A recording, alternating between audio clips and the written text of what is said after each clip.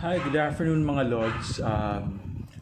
Didiscuss ko lang po yung pagkakaiba po ng mga internet connection na meron kami dati hanggang sa ngayon.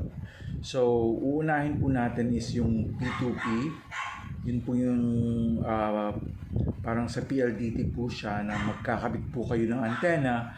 Then, the second one is yung Globe at Home prepaid na Wi-Fi at saka yung Globe Fiber prepaid po.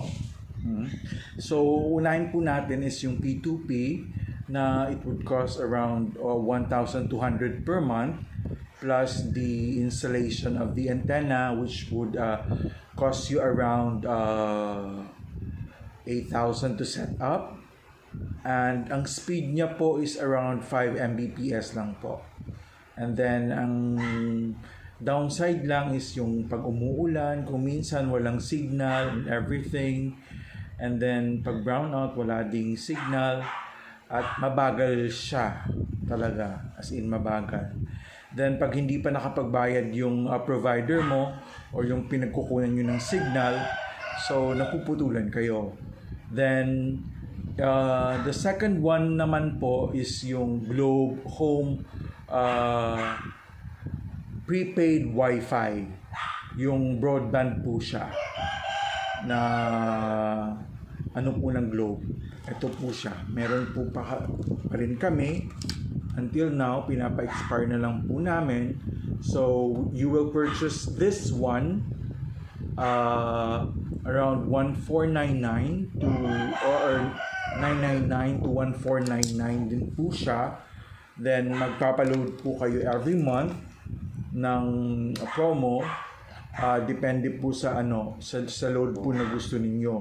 For example po, home surf 999, 70 what do you call this, 70 gigabytes ata siya, or 70 gig for 1 month, or yung surf fam 999 which is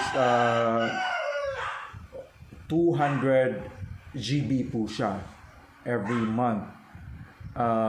Mahina din po yung yung connection niya or yung speed niya, nasa around 5 Mbps lang po to 10 Mbps din po. Depende yun sa lugar kung nasaan kayo, just like dito sa area namin. And then, pag marami po yung gumagamit, bumabagal din po. So, this month, nagpa-install po kami ng Globe prepaid Wi-Fi, yung fiber na po siya. So, yung tinatawag po nila na Globe Fiber prepaid po. So, yung ginawa lang is pumunta kayo sa kanilang website or sa Globe One app ba yun? Yun. Then, dun po kayo tawag dito, no cap na rin po siya. So, dun po kayo mag-a-apply. So, wala po siyang cap, wala rin po siyang tawag dito, unlimited na po siya. Yung wifi niyo po is fiber na, unlimited. Tapos, reloadable din po siya every month. So, pwede kayo mag-load ng 299, 599, or 999. So, yung binayaran lang po namin is around 999. So, meron na po siyang yung router po, kasama na siya. May libre na rin pong landline. Nasa sa inyo na po is kung gagamitin yung landline, bibilhan nyo lang po ng SIM card. Tapos, pwede nyo na rin po siyang gamitin. Ang kinagandahan lang po niya is that, what do you call this? Mabilis po siya. Nasa 50 Mbps po yung speed niya. At yun, hindi po napuputol yung nyo. Kunwari, nagsasurf kayo, then may tumatawag na iba, hindi po napuputol yung nyo. Kasi connected po talaga siya sa cable. Mabilis lang din po naman ma-approve. So, isi-schedule lang po kayo for technician at kakabitan na po kayo ng linya from the cable papunta po sa bahay ninyo. So, mabilis lang po. Mas maganda po siya kahit reloadable lang din po siya at gamit din po yung number na kung ano yung in-apply nyo, yun din po yung account nyo na loloadan nyo every month. So, compared po dun sa tatlo, which is the P2P, yung point-to-point connection, yung dati po sa amin is PLDT yun, mahina po yung signal, mahina rin yung speed. Tapos yung sa may home broadband naman po na prepaid wifi, mahina din po siya. Humihina siya, depende dun sa number of users na gumagamit sa area ninyo. At mas mabilis po talaga yung Globe prepaid fiber. So,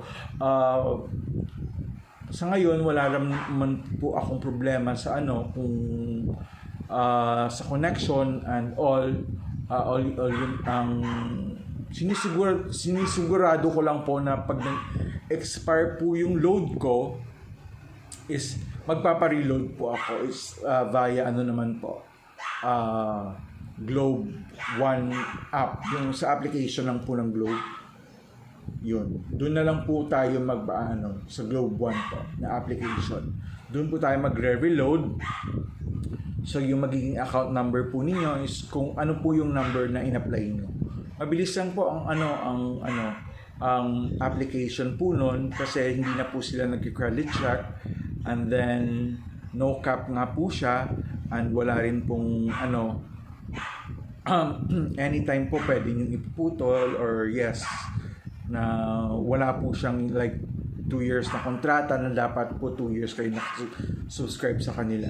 So yung kinagandahan din po niya is maliban po sa mabilis siya na up to 50 Mbps na kung minsan po sumusobra or minsan bumabagal din po, depende din po sa area kung saan kayo na naroroon. Pero kung malapit naman po kayo sa kinakabitan ng cable, so mabilis din po yung internet connection. So masasuggest ko lang dun sa tatlo na yun is mas okay po yung Globe Fiber Prepaid po.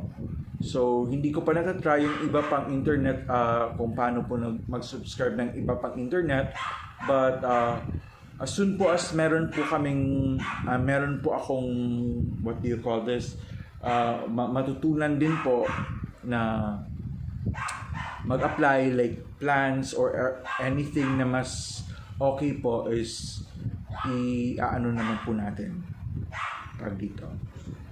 I-review naman po natin at para po sa kaalaman nila.